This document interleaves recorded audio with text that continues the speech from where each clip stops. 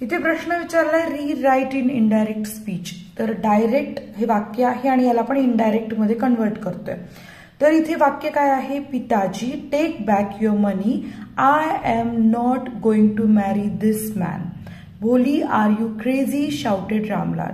म्हणजे इथे कोण म्हणते, भोली म्हणते की वडिलांना सांगते की तुम्ही तुमचे पैसे परत घ्या, मी या माणसासोबत लग्न करणार नाही, आणि त्याचे वडील तिच्यावर ओरडतात। सो भोलीनं रामलाल सोबत केलेला संवाद आहे। तर सगळ्यात पहिलं उत्तर लिहिताना कसं लिहायचंय, भोली आस्क्ड हर फादर, कारण ती तिच्या वडिलांना ऑर्डर नाही करणार आहे, ती तिच्या वडिलांना विचारणार आहे। काय विचारणार आहे, इथे कॉमा द्यायचंय, Bholi asked her father to take back his मनी।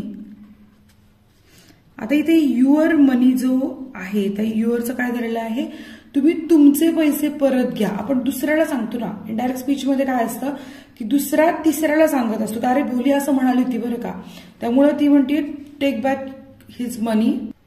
आणि पुढे काय होतं, आता तिनं काय केलेलं आहे, शी अनाउन्स्ड, तिने घोषणा केलेली आहे। कोणती घोषणा केलेली आहे, she announced that she was not going to marry, कारण ती काय म्हणते, मी लग्न करणार नाही कोणासोबत, दॅट मॅन। आता इथे धिस जो होता त्या धिसचं काय झालेलं आहे, दॅट मध्ये रूपांतर झालेलं आहे इनडायरेक्ट स्पीच मध्ये। रामलाल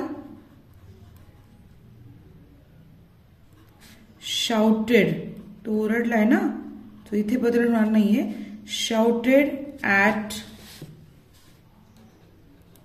हर आस्किंग, तो तिला विचारतोय, ओरडतोय आणि काय विचारतोय, वेदर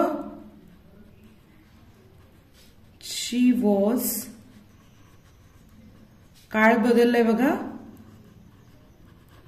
टेन्स मध्ये कन्वर्ट झालं, टेन्स पास्ट टेन्स झालेला आहे आणि काही शब्दांचं रूपांतर झालेलं आहे इथे।